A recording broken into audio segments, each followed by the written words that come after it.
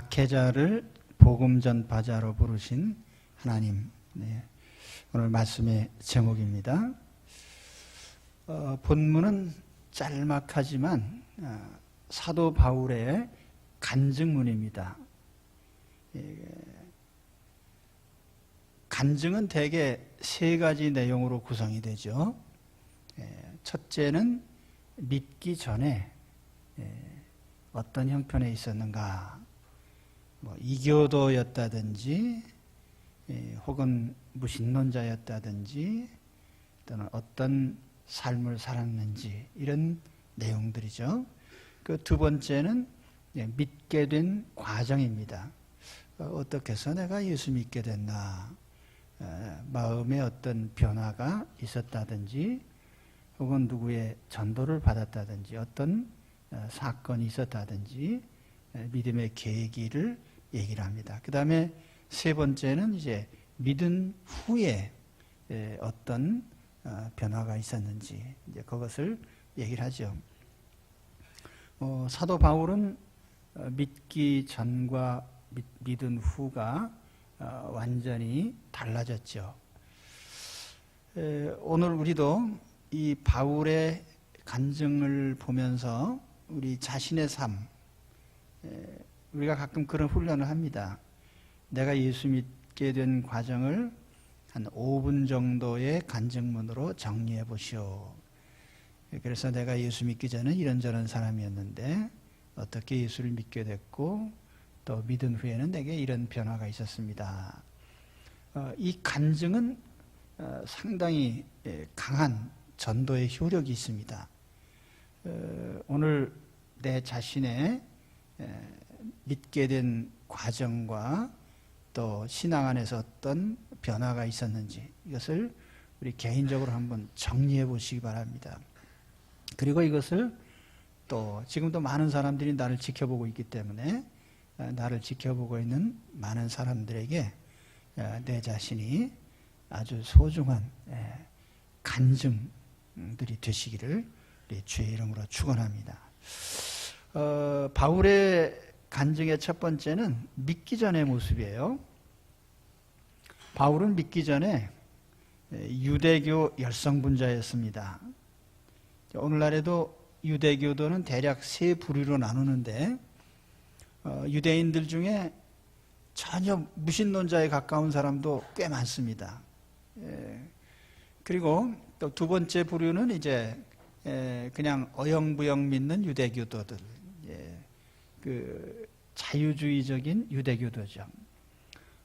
개방적인 유대교도. 세 번째는 이제 보수적인 유대교도들인데, 이 보수적인 유대교도들은 반드시 유대교의 그 복장을 합니다. 머리에 기파를 쓰고 모자를 쓰고 수염을 기르고 까만 그 망토를 입고 토라를 외우고 613개 조항, 그리고 반드시 음식을 가려 먹죠. 안식일을 지키고 이런 그 특징이 있는 것이 이제 보수적인 유대교인데, 바울은 이 세 번째에 속합니다. 아주 보수적인 유대교도였죠. 가말리엘의 제자라고 이제 알려져 있는데, 가말리엘이라는 랍비는 유대교 역사에서 굉장히 존경받는 대단한 영향력이 있었던 그런 랍비였습니다. 그래서 바울이 그 가말리엘의 제자로서 훈련을 받은 것은 그가 얼마나 보수적인 유대교인이었는가를 보여주는 것입니다. 14절 말씀에 보면 내가 내 동족 중 여러 연갑자보다 유대교를 지나치게 믿었다. 이게 연갑자라고 하는 게 이제 자기 나이 또래의 같은 젊은이들 중에 자기는 아주 특별히 독실한 그런 유대교도였다는 거죠. 그래서 내 조상의 전통에 대하여 더욱 열심히 있었으니, 그래서 그는 아주 조상의 전통에 대해서 특별한 열심이 있었습니다. 전통을 지키는 것은 나쁜 것이 아니죠. 전통은 어떤 사회적인 질서를 세우기도 하고, 또 전통은 공동체의 동질성을 지켜주기도 합니다. 또 문화적으로 보면은 이 전통은 문화적인 가치를 보존하고 혹은 민족이나 가문이나 또는 국가적인 어떤 응집력을 만들어내기도 합니다. 그래서 세계 어디를 가든지 아리랑을 불러서 함께 합창할 수 있는 사람들은 우리 민족이죠. 그 아리랑을 같이 부르면 민족의 동질성을 느끼고 또 우리가 같은 백성이라는 것을 마음에 느끼는 그런 큰 능력이 있는 것이 바로 전통이죠. 근데 문제는 전통 자체에 있는 게 아니라 그 전통을 지키려고 하는 사람들의 이 배타적인 열심, 특히 그 배타적 열심이라는 이 말에 주의를 기울여야 됩니다. 배타적인 열심, 이게 문제가 되는 거예요.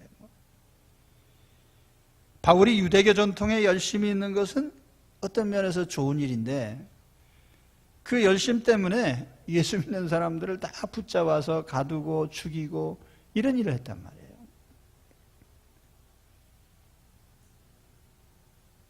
아마 종교 때문에 일어나는 분쟁의 모든 것은 자기 종교에 대한 열심 때문이 아니라 배타적인 자세 때문에 일어나는 게 대부분이에요. 종교 갈등이라고는 우리는 오직 하나님, 오직 예수님 우리 믿습니다. 그렇다고 해서 우리가 타 종교인이나 다른 종교를 믿는 사람들을 박해하거나 혹은 우리가 물리적으로 탄압해서는 안 되는 거죠. 오늘날 교회 안에서 일어나는 거의 모든 분쟁에는 이 배타적인 열심이 들어있어요. 갈등, 분쟁, 파벌, 소송.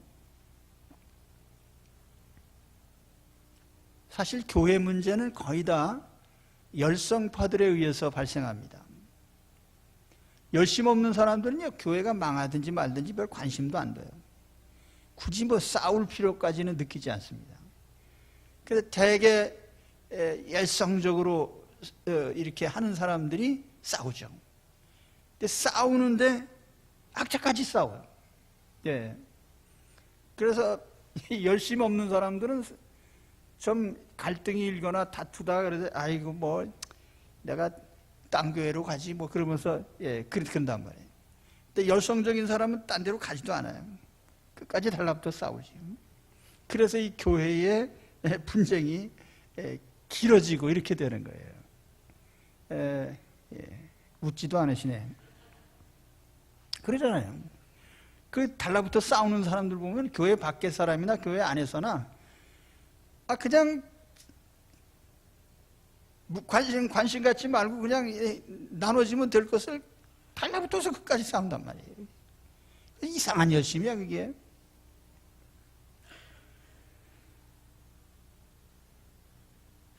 사도 바울은요, 유대인으로서 자부심이 센 사람이에요. 성경에도 읽어보면 바울의 자부심을 느낄 수 있는 부분들이 많습니다. 사도행전 22장 3절에 보면은 나는 유대인으로 길리기아 다소에서 났고 이 성에서 자라 가말리엘의 문화에서 우리 조상들의 율법에 엄한 교훈을 받았고 오늘 너희 모든 사람처럼 하나님께 대하여 열심히 있는 자라. 고린도후서 11장 23절에 보면은 그들이 히브리인이냐 나도 그러하며 그들이 이스라엘인이냐 나도 그러하며 그들이 아브라함의 후손이냐 나도 그러하며. 그래서 그가 그 히브리인으로서 이스라엘 사람 아브라함의 자손이라고 하는 자긍심, 이게 바울에게는 항상 강하게 있었던 것입니다. 그런데 그 열성 때문에 예수 믿는 사람들을 악착같이 쫓아다니면서 박해를 했어요.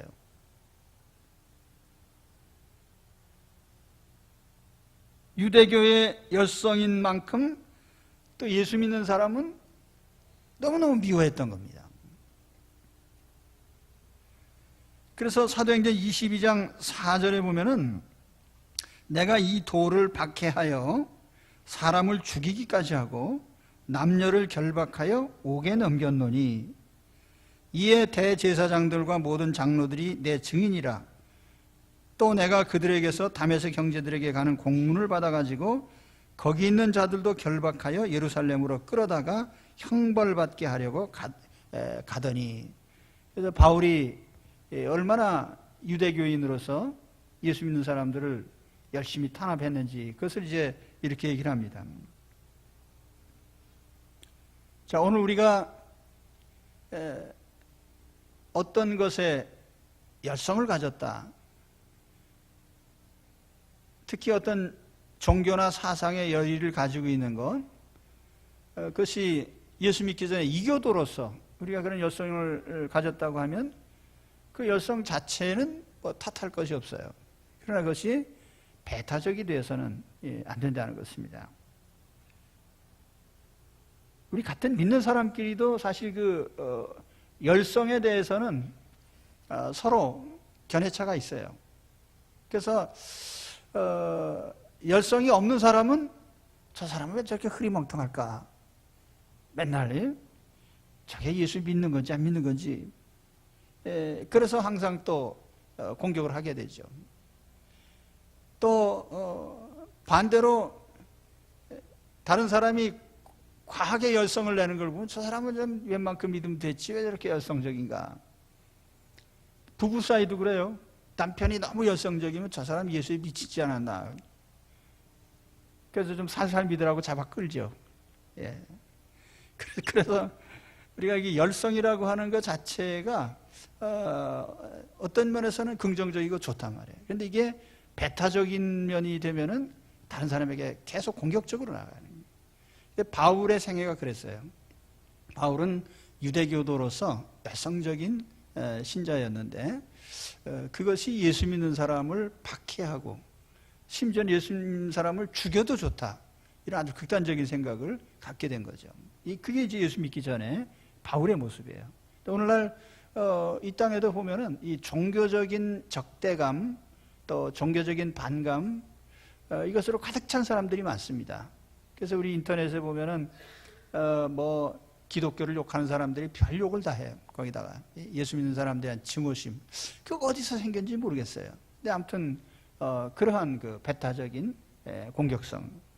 자, 그 다음에 두 번째는 이제 그런 바울이 어떻게 이제 예수님을 믿게 됐는지, 은혜로 바울을 택하시고 부르신 하나님, 이렇게 제목을 붙였습니다. 바울 간증의 두 번째는 믿게 된 과정인데, 그 바울이 어떻게 예수를 믿게 됐을까? 그 바울은 한마디로 은혜로 됐다, 이렇게 얘기합니다. 은혜로 부르신, 은혜 때문이다. 그 은혜로 됐다고 하는 것은 바울이 예수님에 대해서 일말에 호감이 있었다든지 그런 뜻이 아니에요. 전혀 그렇지 않았어요. 예수 믿는 사람은 그냥 잡아 죽이는 그런 열심밖에 없었는데, 그런 사람이 어떻게 예수를 믿게 되냐 말이죠. 바울은 그것을 하나님의 은혜로 이렇게 됐다, 이게 고백을 합니다. 여기 바울이 두 가지를 얘기합니다. 첫째는 하나님의 택정하심 때문이다.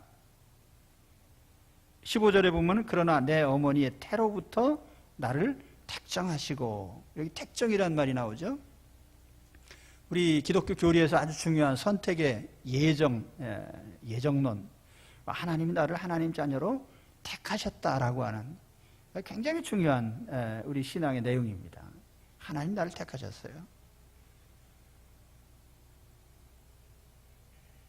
우리는 종종 내가 기독교를 선택했다는 생각을 합니다. 그런데 사실은 내가 예수님을 택한 게 아니고 거꾸로 예수님이 나를 선택하신 거예요. 그 신앙의 주도권이 내게 있는 게 아니고 사실 하나님께 있는 거죠. 예, 우리가 그것을 깨달아야 돼요. 내가 예수 믿게 된 것이 내가 어쩌다 뭐 끈질긴 전도를 받았다든지 하여튼 심각한 상황에서 고민을 했다든지 여러 가지 문제 때문에 내가 예수님을 믿게 된 것 같지만 사실은 하나님이 그런 과정을 통해서 나를 택하신 거죠. 근데 나를 택하신 게 이게 언제적 얘기냐면요, 바울은 어머니 뱃속에서 택했다라고 말을 했고, 에베소 1장에 가서 보면 창세전에 택했다고 말을 합니다. 창세전에. 바울은 하나님이 나를 선택하셨다고 하는 이 믿음에 아주 확고부동한 신앙을 갖고 있었어요.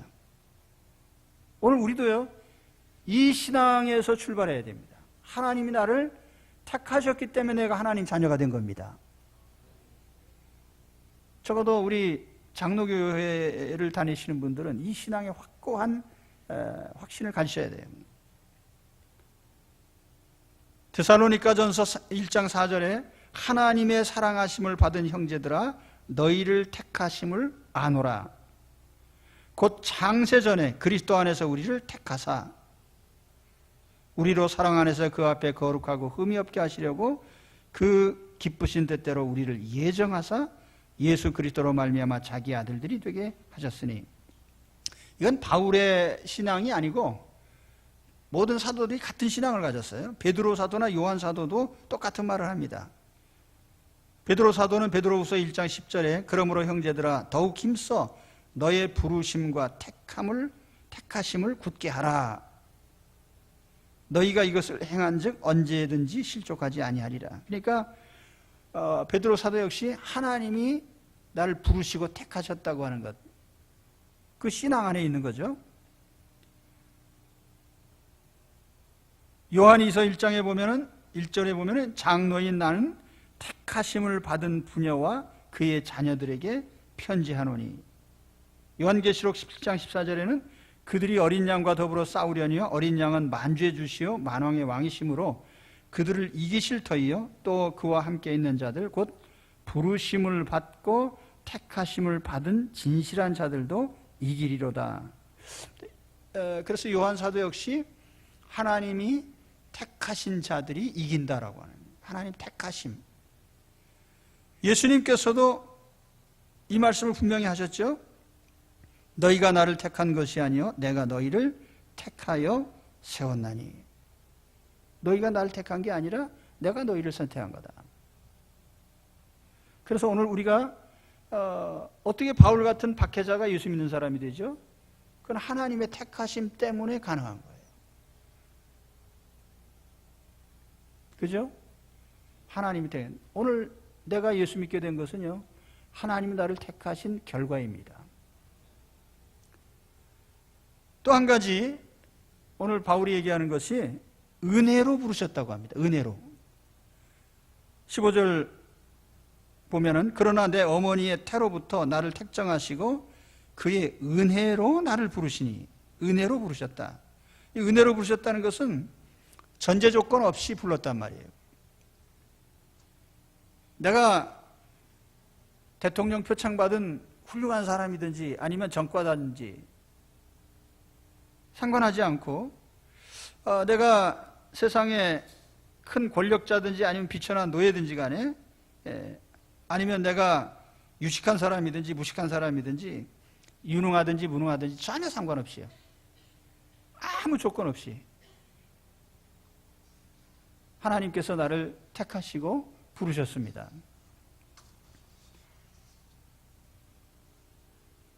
자, 앞서도 말씀드렸지만 하나님이 우리를 택하실 때 어머니 뱃속에서 창세전에 나를 택하셨는데, 그렇다고 하면 내가 이 세상 태어나서 악하게 살 것인지 선하게 살 것인지 그거는 우리 인간으로서는 미리 알 수 없는 거예요. 가령 어떤 전과 한 10범쯤 되는 사람이 있다고 합시다. 이 사람이 전과 10범이 앞으로 될 사람인데 하나님 택하셨어요. 그 어떻게 그렇게 택할 수 있죠? 감옥에 들락날락 할 사람을 하나님 미리 선택하셨다면 하나님의 선택이 잘못된 것일까요? 그건 아니죠. 그런 사람이라도 충분히 예수님의 십자가로 속죄하고 하나님 자녀로 받아주실 수 있기 때문에 택하신 거예요. 할렐루야. 그것이, 그래서 성경에는 항상 우리의 택하심을 얘기할 때 예수 그리스도 안에서라는 말을 씁니다. 나의 조건이 문제가 되는 게 아니고 예수님이 나를 위해서 속죄하신 것이 가장 큰 조건이 되는 거예요. 그래서 예수님이 나를 용서하시기 때문에 예수 안에서 하나님은 얼마든지 미리 택하시는 거죠. 그렇죠? 그래서 로마서 9장 11절에 보면 바울이 이런 말을 합니다. 그 자식들이 아직 나지도 아니하고 무슨 선이나 악을 행하지 아니한 때에 택하심을 따라 되는 하나님의 뜻이 행위로 말미암지 않고 오직 부르시는 이로 말미암아 서게 하려 하사. 여기 굉장히 중요한 구절이에요. 말하자면 이게 무슨 말이냐면 아직 태어나지도 않은 사람이에요. 그런 사람 하나님이 자녀로 선택하신다면 그 사람이 앞으로 착하게 살지 악하게 살지 모른단 말이죠. 이런 사람 어떻게 하나님의 자녀가 돼요? 로마서 9장 11절에 보니까 그 사람의 행위로 말미암지 않고 부르시는 우리 하나님께서 용서하신다는 것을 전제로 하신 거예요. 그러니까 우리 때문에 택하고 부르신 게 아니고 예수님 때문에, 속죄 때문에, 하나님 때문에 택하고 부르신 거예요. 이 점을 우리는 항상 가져야 됩니다. 그래서 이런 것을 알게 되면 우리는 은혜주의자가 될 수밖에 없죠. 그렇죠? 은혜로 사셔야 돼요. 그런 은혜 속에 내가 택정함을 받았기 때문에. 그래서 칼빈은 이런 은혜의 부르심을 가리켜서 불가항력적 은혜라는 말을 썼습니다. 이 교리적으로 굉장히 중요한 말인데, 불가항력적 은혜. 영어로 하면 irresistible grace라고 합니다. 이제 resist란 말은 저항한다는 뜻이잖아요. 그 앞에 부정하는 뜻에 R이 붙어서, 예? 그래서 irresistible, I가 붙었단 말이에요.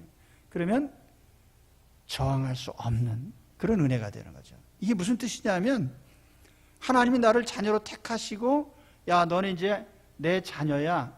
너는 하나님 자녀로 부름받았어. 라고 말하실 때 우리가 나 싫어요. 나 하나님 자녀 안 될래요. 라고 저항할 수 없다는 거예요. 예. 그래서 이걸 우리가 다른 말로 하면 불가역적인 은혜라고 합니다. 불가역적인 거예요. 도대체 내 마음대로 바꿀 수 없어요. 하나님이 한번 택하시고 부르실 때 감사하죠.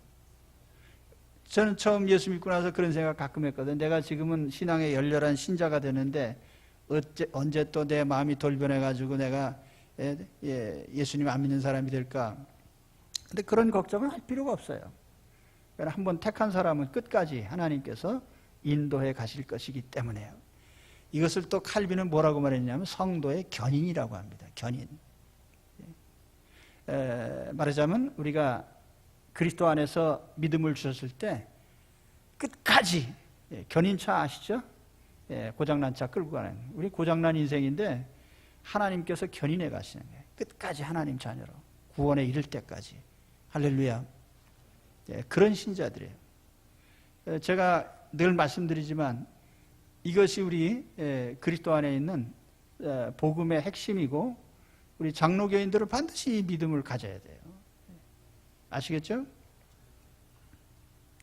제가 예전에 시골 장날 어렸을 적에 그 장날이면 염소 파는 사람들이 이제 염소 새끼를 이제 목에다 줄을 쭉 매가지고 끌고 가요. 시장까지 가는데 이런 염소들이 가다가 한눈 팔거든요. 그래서 목줄을 매서 끌고 가면은 쫄랑쫄랑 따라와야 되는데 이게 안 오고 버텨요, 뒤로.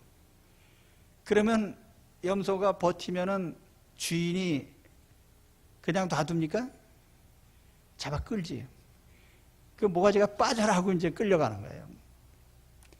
근데 기왕 붙잡혔으면은 졸졸 따라가는 것이 상책이지, 목이 빠져라 하고 버텨봐야 소용도 없단 말이에요.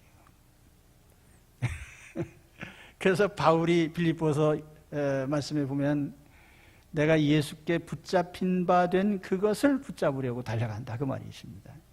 기왕 예수님께 붙잡혔으면 순순히 따라오셔야지. 나 믿음에서 이탈할래 이렇게 해봐야 힘든 일이에요. 그죠?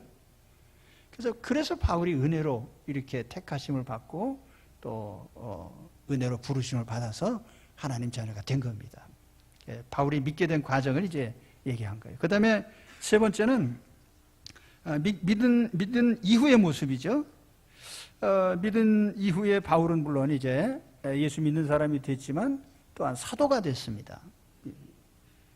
16절에 보면 그의 아들을 이방에 전하기 위하여 그를 내 속에 나타내시기를 기뻐하실 때, 이 규절이 뭐냐면 그의 아들이 누구야? 예수님을 이방에, 유대인 아닌 저 이방인들에게 예수님을 알리기 위해서 바울을 부르셨는데, 그를 내 속에 나타내셨다는 말은 바울의 영혼 속에, 바울 마음 속에 예수님을 알려주셨단 말이에요.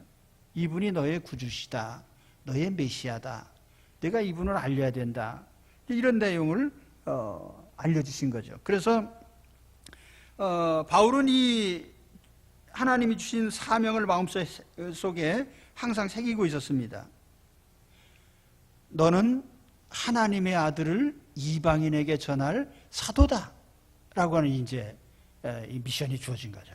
그러니까 바울은 이제 그 사명으로 살게 되는 겁니다. 바울은 본래 열성분자예요. 예수 믿기 전에도 열성분자고, 예수 믿은 후에도 열성분자고, 예수 믿기 전에는 유대교의 열성분자고, 예수 믿은 후에는 예수님 전하는 열성분자고. 그래서 사실 이 천성이라고 하는 거 중요합니다. 그래서 하나님이 우리의 천성을 이제 쓰시거든요. 바울은 흐리멍텅한 사람이 아니에요. 세상 말로 하면 뭐 아니면 도죠. 예와 아니오가 분명한 사람이에요. 그러니까 바울은 복음을 확실하게 전하는 거예요. 바울은 사도가 된 후에 전무후무한 전도자가 됐습니다.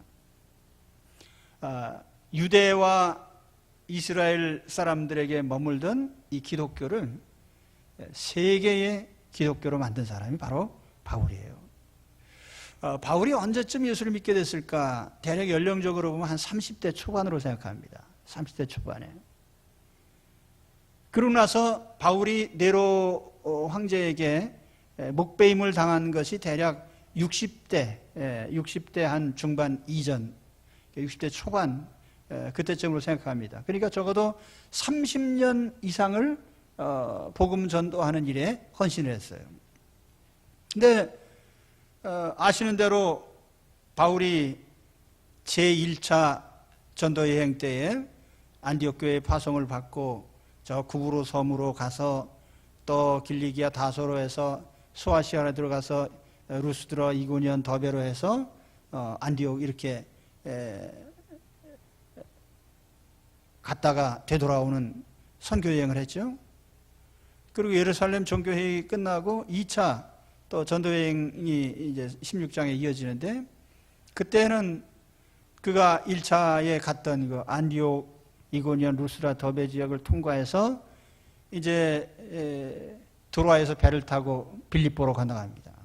빌립보로 해서 또 그 유럽의 도시들을 차례로 또 방문하잖아요. 마케도니아, 아가야 지역을 방문하면서 그 네아폴리, 암비볼리, 아볼로니아, 데살로니카, 베레아, 아테네, 고린도 지역을 이제 순방을 하게 됩니다. 제3차 전도 여행 때는 1차, 2차 여행지를 다시 한번 돌아보면서 그리고 특별히 에베소에 와서 몇 년간 머물면서 이제 집중적으로 복음을 전합니다. 3차 전도여행이 끝나고 예루살렘으로 돌아와서 유대인들에게 체포당하고 그리고 가이사라에서 로마 총독부에 2년간 감옥살이 합니다. 그리고 나서 이제 다시 풀려나서 로마 황제에게 상소를 해가지고 로마로 압송을 당하죠. 로마에 가서 2년 동안 연금 생활을 합니다. 연금이라는 게 이제 가택연금 상태에서 복음을 전하죠. 그러다가 다시 풀려나서 이제 여러 지역을 다시 전도를 하다가 네로 황제 때 다시 체포당해서 참수형을 당합니다. 그러니까 바울이 그의 생애, 예수 믿고 나서의 생애를 보면은 결혼도 하지 않고 오직 복음 전도에 헌신한 거예요. 근데 이 뭐 몇십 개 교회를 세우는지 몇백 개를 세우는지 알 수가 없어요. 그런데 전도자로서뿐 아니라 바울의 가장 큰 혁혁한 공로는 뭐냐면은 성경을 기록한 거죠. 로마서에서부터 빌레몬서까지 13권의 성경을 기록했는데 여기에는 중요한 교리들이 다 들어있습니다. 성경관, 신론, 인간론, 기독론, 구원론, 교회론, 종말론 깊이 있는 내용들을 그는 기록하고 남겼습니다. 그래서 우리가 기독교를 얘기할 때 예수 그리스도, 그 그리스도의 또 한편의 사도 바울, 신약 성경의 어떤 면에서는 양대 인물이에요. 예수님과 바울, 예수님을 온 세계에 전한 바울, 그렇게 되는 거죠. 그런데 바울은 사도로 부름받은 후에 오직 주님의 명령만 받고 주님 명령만 따랐어요. 16절 17절 다시 보시면은 내가 곧 혈육과 의논하지 아니하고 또 나보다 먼저 사도된 자들을 만나려고 예루살렘으로 가지 아니하고 아라비아로 갔다가 다시 다메섹으로 돌아갔노라. 이 귀절을 좀 살펴보면은 바울은 예수님의 사도로 부르심을 받은 후에 혈육과 의논하지 않았어요. 가령 가족들한테 내가 사도가 될까요 말까요, 예수 믿을까요 말까요, 뭐 이런 의논을 안 했단 말이에요. 저도 사실은 제가 목회자로 소명을 받았을 때 저희 어머니하고 의논 안 했어요. 왜냐하면 우리 어머니가 6.25 전쟁 때 유복자로 저를 낳으셔가지고 평생 아들 하나만 바라보고 먹이고 입히고 공부시키고 다 했는데, 그래서 장래에 대한 그 결정권이 상당히 우리 어머니에게도 투표권이 있는데, 제가 1%도, 왜냐하면 내가 하나님의 부름을 받았으니까요. 그죠? 그렇다고 해서 우리 어머니가 섭섭하게 생각하지는 않으시죠. 왜냐하면 하나님의 부르심이니까요. 바울은 선임 사도들하고도 의논하지 않았다고 합니다. 예를 들면 사도 그러면 예루살렘에 12사도가 있잖아요. 베드로 사도, 유명한 유대인 사도로, 거기 야고보도 있고 예수님 동생 야고보. 바울이 독불장군으로 사도가 됐다 그런 뜻이 아니고, 내가 사람의 명령을 받는 자가 아니고 주님의 명령을 받는 자라고 하는 그런 의식이에요. 그러니까 우리가 일단 주의 일꾼이 된 후에는 주님의 명령을 받는 자로서 살아가는 거예요. 사실 우리도 예수 믿은 후에는 사람의 명령을 받는 자가 아니라 주님의 명령을 받는 자로 살아야 됩니다. 그게 우리가 예수님 영접한 이후에 우리의 삶의 모습이에요. 본문에 보면 바울은 사도가 된 후에 아라비아로 갔다가 다메섹으로 갔다 이런 말을 합니다. 아라비아 어딘지 성경 다른 곳에는 일체 언급이 없어요. 아라비아 그리고 다메섹. 근데 대략 여기에 이제 3년 이상 있었던 이 기간이 어떤 기간이었을까? 많은 사람들이 동의하는 것은 이때 바울은 상당한 영적인 연단을 받았을 것이다. 사도로서 그가 많은 성경 계시, 신약 성경을 기록했고 할 때 그가 가지고 있던 이런 신앙의 내용들이 다 어디서 온 거냐 말이죠. 그가 신앙적인 연단을 받고 훈련을 받으면서 복음의 진리를 깊이 묵상했을 것입니다. 오늘 우리 역시 주님의 일을 하면서 부단히 연단과 훈련을 받아야 돼요. 그래야 우리의 신앙이 깊어지고 진리를 깊이 깨닫게 되는 거죠. 그렇죠? 육체적인 웰빙을 하는 사람들 치고 사상이나 생각이 깊은 사람들은 별로 없어요. 굉장히 고난을 당하고 충격을 받고 인생의 고비를 넘기고 이런 사람들이 깊은 생각을 하게 돼 있어요. 그죠? 그런 일이 내게는 일어나지 마소서. 나는 깊이 있는 삶을 안 살아도 좋사오니 고난은 다가오지 마옵소서. 저 20대 초반에 대한 죽을 고비를 넘겼거든요. 사람이 죽을 고비를 많이 넘길수록 생각을 깊이 하는 거예요. 그게 연단이거든요. 아라비아. 그래서 여러분 어떤 어려움이 오면 요즘 젊은 사람들은 힘든 거 잘 못 참잖아요. 그게 인생에서는 가장 깊은 생각을 하고 철학적으로 깊어지고 사색을 깊이 하고 신앙적으로 보면은 그 영적인 깊이를 더할 수 있는 그런 때. 욥도 고난을 통해서 하나님을 정말 깊이 있게 알게 된 거거든요. 근데 왜 그거를 자꾸 원망만 하지 마시고 왜 내게 이런 일이 하면서 예?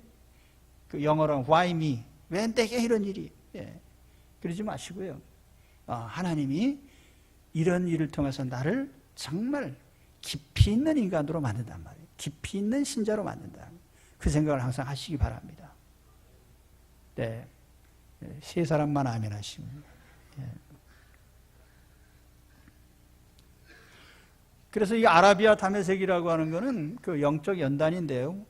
굉장히 중요한 거예요. 훈련. 김정은이가 제일 싫어하는 게 훈련이에요. 우리 한미 합동훈련하면 그냥 인간이 말할 수 있는 단어 중에 제일 나쁜 단어만 다 동원해가지고. 지들도 하잖아요. 대포를 그냥 몇백 개를 갖다가 진짜인지 가짜인지 모르지만 아무튼 갖다 자기들도 하면서 남이 하는 건 뭐예요. 우리는 하나님께서 훈련하실 때 기쁜 마음으로 훈련을 받으셔야 돼요. 그래서 우리가 바울이 이제 예수 믿고 영접한 후에는 주님의 명령만을 받는 사람, 그리고 주님께서 훈련하실 때는 훈련을 또 잘 받아요. 그래서 깊이 있는 신자가 되는 거죠. 이 단계를 거치시기를 축원합니다. 이제 오늘 말씀을 정리하겠습니다.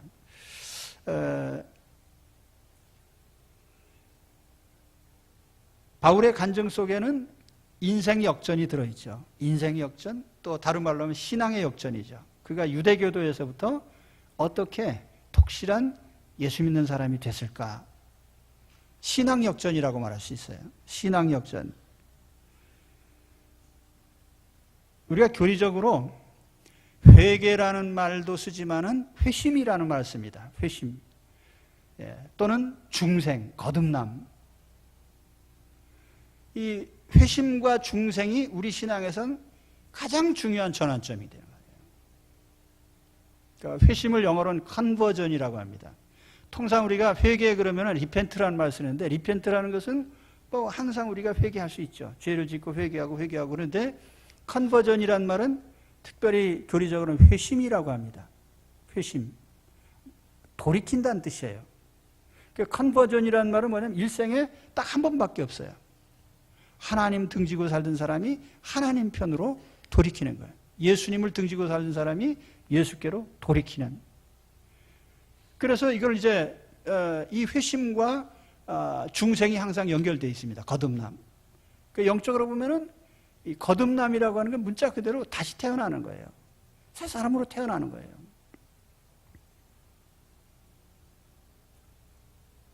우리는 반드시 이런 방향 전환이 있어야 됩니다. 그래 진짜 예수 믿는 사람이에요. 바울에게 있어서 방향 전환 두 가지죠. 첫째는 예수 믿는 사람, 예수 안 믿는 사람으로부터 예수 믿는 사람이 된 거예요. 지옥 가던 사람이 천국으로 방향을 바꾼 거죠. 안티 크리스찬에서 프로 크리스찬으로 방향을 바꾼 겁니다. 어떤 사람이든지 방향을 안 바꾸고 가만히 있으면 저절로 다 지옥으로 갑니다. 그러니까 우린 지옥 가기 위해서 특별한 노력을 안 해도 돼요. 가만히 있으면 다 가시니까. 그죠? 근데 지옥 가기 위해서는 노력을 따로 안 하셔도 되는데 천국 가려면 어떻게 해야 돼요? 방향을 바꾸셔야 되는 거죠. 바로 그 방향 전환이 오늘 있으시기를 축원합니다.